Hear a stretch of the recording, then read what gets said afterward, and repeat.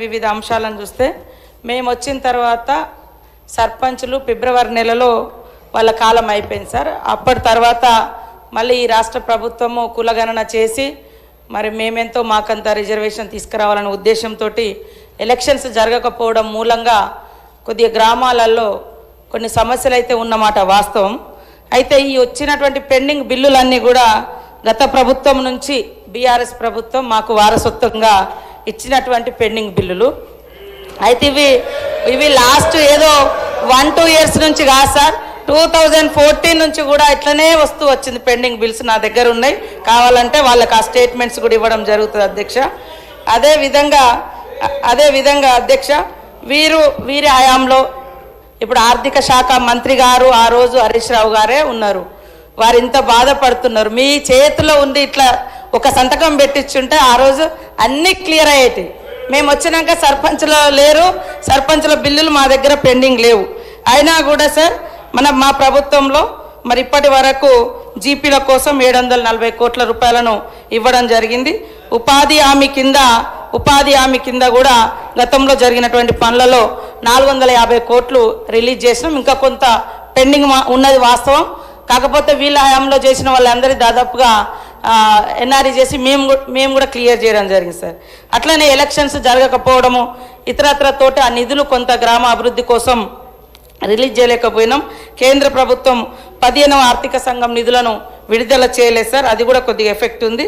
అదేవిధంగా మన ఊరు మన బడి కింద కూడా మన వాళ్ళు మాట్లాడారు.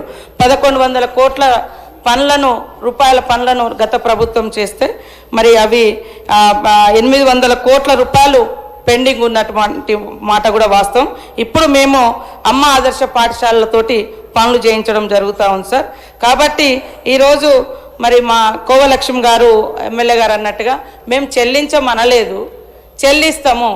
మీరు ఇచ్చిపోయినటువంటి వారసత్వం పెండింగ్ బిల్లులు, అప్పులు, ఆర్థిక వ్యవస్థ బాగలేదు కాబట్టి సర్దుబాటు చేస్తున్నాం, కొద్దిగా టైం అడుగుతున్నాం.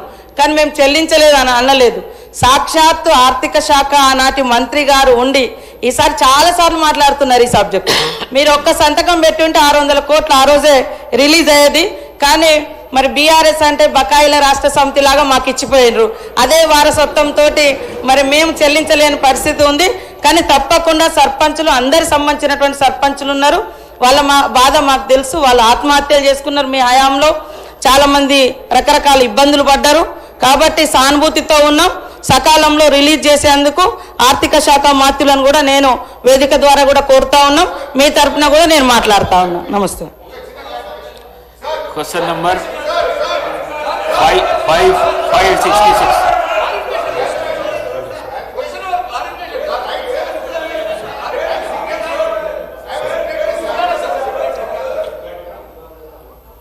స్పీకర్ గారితో సవినయంగా మనవి చేసేది ఏంటంటే, సభ నడుపుతున్న తీరు పట్ల నా తీవ్ర ఆవేదన వ్యక్తం చేస్తా ఉన్నా.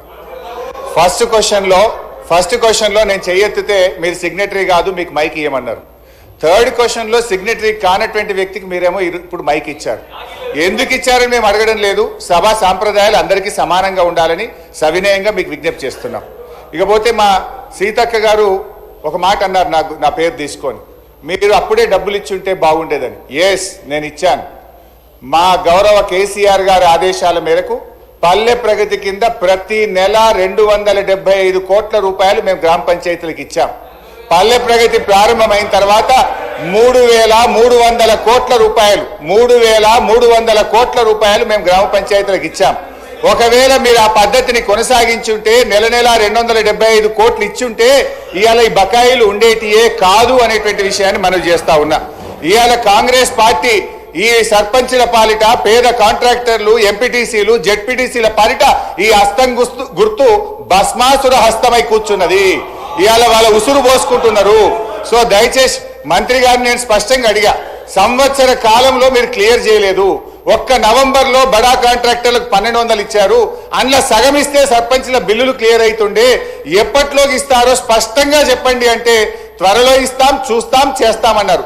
ఏడాది అయినాక కూడా చూస్తాం, చేస్తామనేటువంటి మరి బాధ్యతారహితమైన సమాధానం మంత్రి గారి నుంచి వచ్చినందుకు ఈ సభ నుంచి మా తీవ్ర నిరసన తెలియజేస్తూ వాకౌట్ చేస్తున్నాం. మినిస్టర్ గారు ఏలియా మినిస్టర్ గారు